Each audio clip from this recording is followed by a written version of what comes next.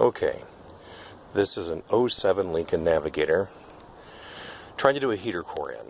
Now, steering column down, dashboard out.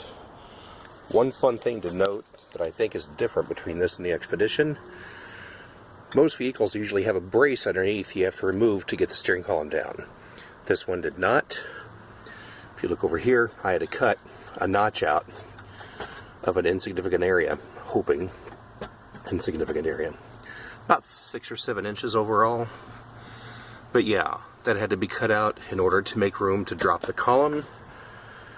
And let's see here, a couple fun things. Let me just bring you around under the hood, because, pardon me folks, the battery and the battery tray have to come completely out. The computer and the tray that mounts it had to come completely out. Heater core hoses and such go back in there, in that nice little cavity. Now those AC lines, unless you're draining the AC and disconnecting them, you're not getting that heater core box out. So you have to either leave it in and fudge around like I did, because I did get this done without removing that, but or you drain the whole system and pull it out completely. Now there is, if you see this thing, it's part of the AC system. It's rigid. It goes back and it has a bracket that has 2 nuts on it. Those 2 nuts, one is in front that holds the bracket on, and then the one under is the stud that holds in the heater box. And it has kind of a screw like that. But the let's see, there are, I think, 2 different screws. Hold on one second. Okay, if memory serves me correctly, there are 2 of these, which actually go through and hold studs for the heater core in on the firewall side. One is, like we talked about, down there. The other, I believe, is over in there a bit. Yeah, there it is. I'm looking right at it above the heater core and such. That's another one of them. I don't know if you can see where I'm focusing, but that's the other one. Now, over in here, here's the fun bastard. Single finger salute. Okay. Let's see. I did not take the box all the way out to do this. I was unable to because I didn't want to undo the AC. The new heater core is in there. I did have to go through and cut the pipes off. This cover, of course, comes off.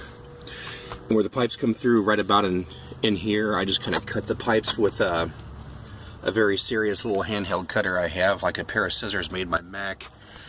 Can't think of the name of them, but they cut through battery cables too really well. But yeah, I got the old one out real easy. The new one, getting it in, was a giant pita. I basically took that little nut loose for the blend box, and there's 1 or 2 fasteners under. I don't know if you can see them or not, but I had to cut those out. Now the big thing to keep in mind, down here, where the rear air, I think it is, flow for air happens there. This was holding the box from moving at all. Giant pain in the ass. And this appears to go back away, splits off. You'd have to remove a whole bunch of carpet and more seats and such to get that all the way out. So I did the next best thing. I took a box knife and I cut the top and bottom halves out. And I got this weird tape made for air ducts, supposed to seal anything and act as tape-like glue. That's pretty good, so I'm going to see how well that works here in a bit. But yeah, after I get the box successfully remounted to where it's solid, I'm going to fix that and then just start reassembling everything. I took the fuse box loose, turns out I didn't need to, but I believe this is the regulator for the blower motor, which is right under there. I had that out. That's only 1 screw in the bottom and then a tab on the top. Oh, let's see. Probably a good idea to change your blend door when you're doing all this, because you have to do it all again if you don't. We didn't do that. Low budget. Anyway, That's the deal. There's also a bracket like that one that goes right over, excuse me, a bracket like this one that goes right over in here, and that's in the floor somewhere. Anyway, also to get enough room for the new tubes on the new heater core to clear, I actually stuck a, well, I have 2 pickle forks, and this is the short one. Stuck the longer one in the back behind, and just kind of wiggled and made just enough room without breaking anything to get the new heater core hoses to go down. You can see where they were touching that at first, but this is something you don't want to force because those tubes are delicate. Aluminum tubing is not the strongest thing in the world.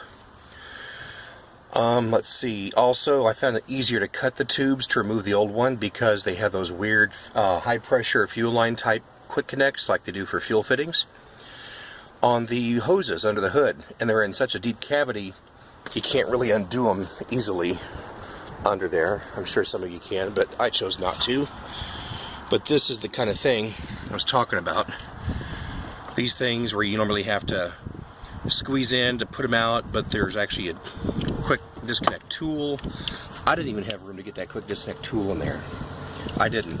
That is one hell of a deep and dark and narrow cavity, and I just said screw it. Cut the old heater core, got that bastard out. Anyway, I know there's a lot of small stuff we're not going over. I just wanted to touch some of the highlights that are different than the ones for the Expedition, which there are plenty of videos for online. So, sorry I'm not going over every tiny detail, but I wanted you guys to see what I'm dealing with here, and hopefully this will help you. Now I just got to do the fun part of reassembly, and hopefully I'll finish this today. Good luck on your project. 07 Lincoln Navigator.